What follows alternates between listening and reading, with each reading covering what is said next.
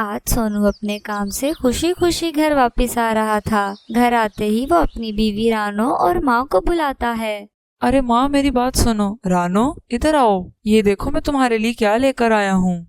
सोनू की माँ और रानो चिड़िया बाहर आ जाते हैं।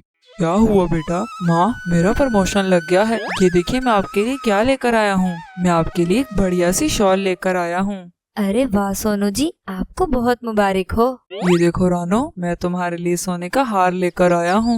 अरे वाह सोनू जी, ये तो बहुत सुंदर है। अच्छा बेटा, माँ के लिए एक 300 रुपए की शॉल और अपनी बीवी के लिए सोने का हार। ये पकड़ अपनी शॉल, मुझे नहीं चाहिए। अरे माँ सुनो ना, आप नाराज क्यों हो रही हैं? आप मेरे साथ चलिए, मैं आपको दिलवाता हूँ। सोनू की माँ उसकी एक भी बात नहीं सुनती और गुस्से में वहाँ से चली जाती हैं। अगली सुबह रानो चाय बना रही थी तो रानो की सास किचन में पहुँच जाती है। अबे वो नागिन कहीं की, मेरे बेटे को अपने वश में कर लिया है। वो तो तेरी हर बात सुनता है। अपनी माँ के लिए सिर्फ 300 रुपए की शॉल है और तेरे लिए इतना महंगा हार। अरे माँ जी, आपको वो हार पसंद है, वो आप ले लीजिए। वैसे भी मैं इतनी महंगी चीजें नहीं पहनती। अब तू मुझे भीख देगी क्या? रख अपने पास, मुझे नहीं चाहिए। और जल्दी चाय लेकर बाहर आ। अरे माँ जी, मेरी बात तो सुनिए। फिर रानो चाय लेकर बाहर आ जाती है। रानो टेबल पर चाय रख देती है, लेकिन बबली गुस्से में चाय को रानो पर गिरा देती है। माँ जी, ये क्या किया आपने? मेरे पाँव जल गए। जो कुछ तू कर रही है ना, उसके मुकाबले में तो ये बहुत कम सजा है। अब दफा हो जाए यहाँ से, मैं तेरी शक्ल भी नहीं देखना चाहती। फिर रानो दुखी हुई वहाँ से चली जाती है। वो इतनी गर्मी में दोपहर को पानी भर कर लाती है। तभी रानो की सास उसे आवाज देती है। अरे रानो, किधर मर गई है तू? इधर आ, मेरी बात सुन। जी माँ जी, आई। इतनी देर लगा दी पानी भरने में, घर का कोई काम वाम नहीं है क्या? तभी रानो को कुछ जलने की बदबू आती है। वो जाकर देखती है तो अनाज घर को आग लग चुकी थी। अरे ये क्या हुआ? सारा अनाज घर जल कैसे गया? ये सब कुछ तेरी लापरवाही की वजह से हुआ है रानो। इतनी मुश्किल से बारिशों के लिए खाना इकट्ठा किया था और ये देख, तेरी वजह से सारा अनाज जल गया। ये मनहूस पट्टी जब से मेरे गले पड़ी हुई है, मेरी तो जिंदगी खराब हो गई। माँ जी मुझे माफ कर दे, ये मैंने नहीं किया। मैं तो पानी भरने गई हुई थी। मत कह अपने मुंह से मुझे माँ जी। मैं तो अपने बेटे का रिश्ता एक अमीर चिड़िया से करना चाहती थी, पर पल्ले पड़ गई तू और तेरा गरीब बाप, और उसने तुझे 2 जोड़ों में यहाँ पर भेज दिया। अब ये अनाज की भरपाई तेरा बाप तो कभी नहीं कर सकता। बबली गुस्से में चिल्ला रही थी और उसने अनाज घर से एक जलती हुई लकड़ी उठाकर रानो के पर जला दिए। माँ जी प्लीज मुझे माफ कर दे, मेरे पर मत जलाए माँ जी, बहुत दर्द हो रहा है माँ जी, बस करे। रानो कितनी देर रोती रही, लेकिन बबली को उस पर जरा भी तरस नहीं आया। शाम को जब सोनू घर आया तो रानो के जले हुए पर देखकर कहता है। अरे रानो, ये क्या हुआ? तुम्हारा पर कैसे जल गया? इतनी गहरी चोट? कुछ नहीं, वो बस काम करते हुए जल गया। मुझसे झूठ मत बोलो। खाना पकाते हुए इतना बाजू नहीं जल सकता। मुझे पता है, ये सब माँ ने किया है। माँ, किधर हो आप माँ? सोनू गुस्से में अपनी माँ के पास जाता है। माँ, मैं आपके साथ अब और इस घर में नहीं रुक सकता। आप दिन ब दिन रानो को परेशान करती रहती हैं और आज तो आपने हद कर दी, उसके पर जला दिए। मैं अब आपके साथ और नहीं रह सकता। अरे बेटा, अपनी माँ को इस बुढ़ापे में मत छोड़ कर जाओ, तुम्हारी माँ अकेली रह जाएंगी। बेटा, मेरी बात तो सुनो बेटा। सोनू बबली की एक भी बात नहीं सुनता और रानो को लेकर चला जाता है। रानो और सोनू को गए हुए काफी महीने बीत जाते हैं। एक रात बहुत बारिश हो रही थी और सोनू को अपनी माँ की चिंता होने लगती है। माँ, पता नहीं माँ किस हाल में होंगी। चलो ना, उठो, माँ को देखकर आते हैं।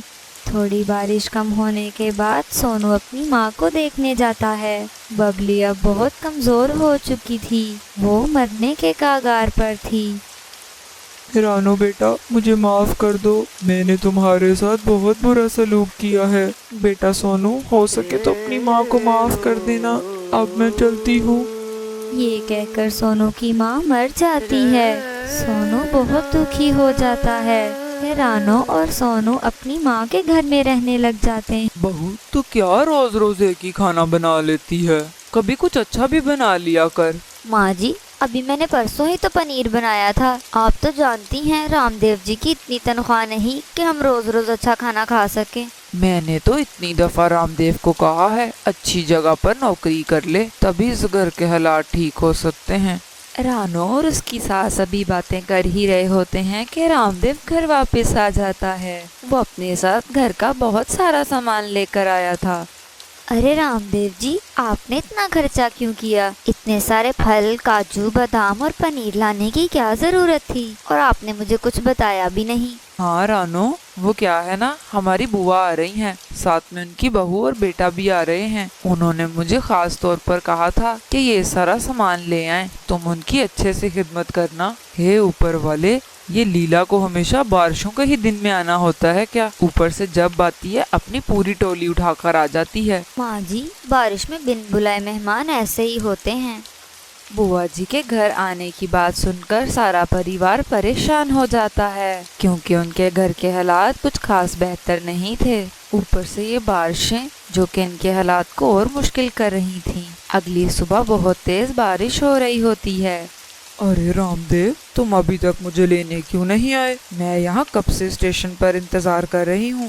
अरे बुआ जी, बारिश बहुत हो रही थी, हमारे पास छाता नहीं है, और अगर मैं यूं ही स्टेशन तक आता तो पूरा भीग जाता, इसलिए मैं बारिश के रुकने का इंतजार कर रहा था। क्या मतलब, अगर बारिश खत्म ही ना हुई तो तुम क्या हमें लेने ही नहीं आओगे? नहीं नहीं बुआ जी, मैं आपको लेने आता हूँ।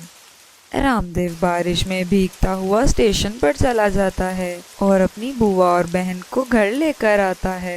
नेहा घर आते ही रानो को कहती है, अरे भाभी, आप कैसी जगह पर रह रही हैं? अगर आपने रेंट पर ही रहना है तो किसी अच्छी जगह पर रह लीजिए ना। देखिए ना, मेरे सारे कपड़े भीग गए हैं और पाँव इतने गंदे हो गए हैं कि बस पूछिए मत। अरे भाई, कोको किधर है? कहीं नजर ही नहीं आ रहा। वो बुआ जी, उसके एग्जाम चल रहे हैं तो वो आज स्कूल गया हुआ है। लो भला, ये क्या बात हुई? बच्चे को स्कूल छोड़ते हुए कोई बारिश नहीं हो रही थी, लेकिन बुआ को स्टेशन पर लेने के लिए तो बारिश ही हुए जा रही थी। क्यों बेटा रामदेव, दिल नहीं कर रहा था बुआ को घर लाने का? अरे नहीं लीला, ऐसी बात नहीं है। अगर कुछ ऐसा होता तो तुम जो हर साल बिन बुलाए आ जाती हो तो हम तुम्हारा स्वागत ना करते, तुम्हें उल्टे पांव वापस भेज देते।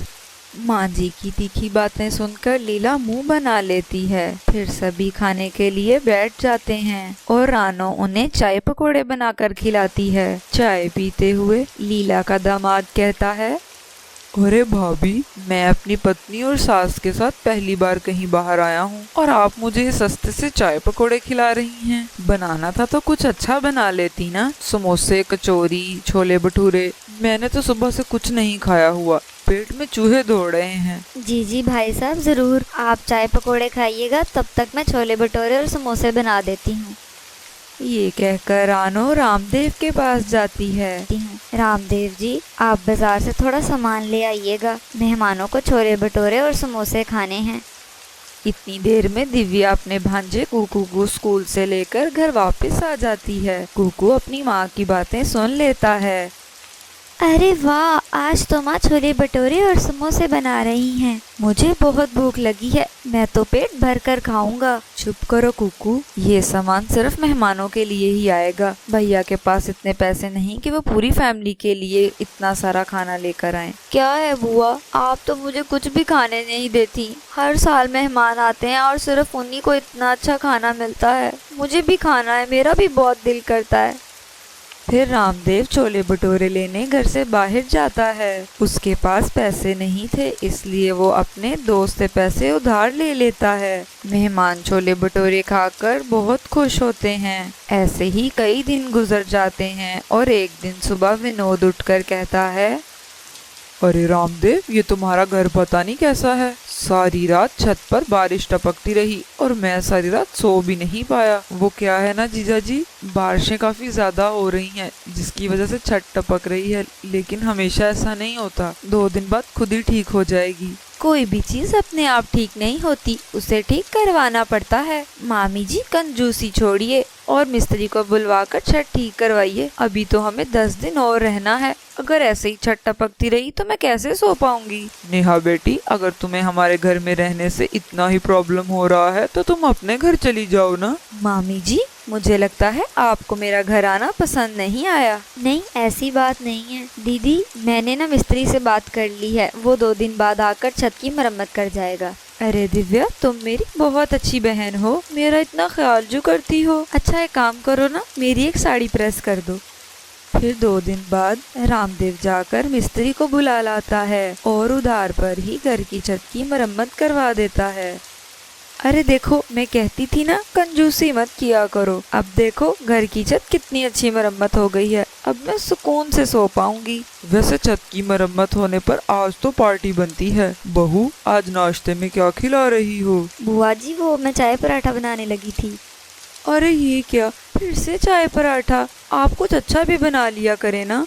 बहू, तू ऐसा कर, आज मुझे डोसा बनाकर खिला, मेरा बड़ा मन कर रहा है। वो बुआ जी, मैंने तो डोसे की कोई तैयारी ही नहीं की। तो इसमें कौन सी कोई बड़ी बात है? कुकू को भेज, वो सामने वाली दुकान पर अभी सारा सामान ले आएगा और इस बहाने वो बच्चा भी कुछ खा लेगा। हमेशा बेचारा शिकायत ही करता रहता है कि उसके माँ बाप उसे कोई अच्छा पकवान नहीं पका कर खिलाते। यूं ही मेहमानों को घर आए हुए 10 दिन और बीत जाते हैं और लीला की फरमाइशें दिन ब दिन बढ़ती ही जा रही थीं। रामदेव बेचारा अपने दोस्तों से कर्जा लेकर घर आए मेहमानों के खर्चे उठा रहा था और अब तो उससे उसके दोस्त भी कर्जा वापस मांग रहे थे। अरे रामदेव यार, मुझे पैसे वापस चाहिए, महंगाई बहुत हो गई है। श्लोक, मैं तुम्हें पैसे जल्दी वापस कर दूंगा, वो मेरे घर मेहमान आए हुए हैं ना, तो मेरा बहुत खर्चा हो रहा है। अरे भाई, अब तुम्हारे बिन बुलाए मेहमानों का मैं क्या करूं? बारिशों की वजह से तो मैं ऑफिस भी नहीं जा रहा, मेरी सैलरी तो पहले ही कट के आ रही है। तू दोस्त प्लीज जल्दी कर, मुझे पैसों की जरूरत है। रामदेव ये सुनकर परेशान हो जाता है। रानो और उसका परिवार इन बिन बुलाए मेहमानों की वजह से बहुत परेशान हो चुके थे।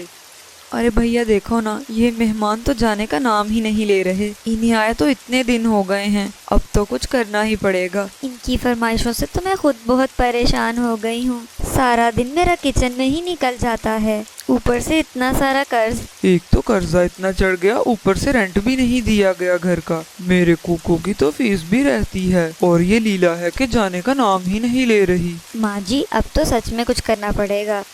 सारा परिवार मेहमानों को भगाने के लिए एक स्कीम लगाता है। वो एक एक करके अपने कर्जा देने वालों को घर बुला लेते हैं। माँ जी कर्जदार को देखकर बोलती हैं, अरे लीला, तुम्हें तो पता है हमारे हालात इतने अच्छे नहीं, ऊपर से ये कर्जे वाले, इन्होंने तो हमारी जान खा रखी है। तुम ऐसा करो ना, मुझे जरा 10,000 रुपया उधार दे दो। 10,000? भाभी, 10,000 रुपया? मेरे पास तो इस वक्त 10,000 नहीं है। भाभी, आपको तो पता है एक शहर से दूसरे शहर तक आने जाने में कितने पैसे लगते हैं, और मेरे पास तो बमुश्किल से 1,000 रुपया भी नहीं है। जी मामी, माँ के पास इतने पैसे नहीं हैं, हम तो बस ना निकलने ही वाले थे। हाँ, हम ना घर वापस जा रहे हैं। इतने दिनों से बारिशें जो हो रही हैं, कहीं हमारे भी घर में पानी ना जमा हो गया हो। माँ, आप यहाँ क्या कर रही हैं? जाकर पैकिंग कर लें जल्दी से। फिर लीला और उसकी फैमिली बारिश में ही घर से चले जाते हैं और रामदेव श्लोक को जल्द पैसे वापस करने का वादा करता है। और कुछ दिनों बाद रामदेव की सैलरी भी आ जाती है। फिर वो अपने दोस्त को कर्जा वापस कर देता है और सारा परिवार फिर से सुकून में आ जाता है। इस वीडियो को लाइक और चैनल को सब्सक्राइब कर दें और कमेंट में ज़रूर बताएं कि आपको वीडियो कैसी लगी। नीचे दिए गए रेड बटन को क्लिक करें ताकि बाकी की वीडियोस भी आप तक पहुंच सकें।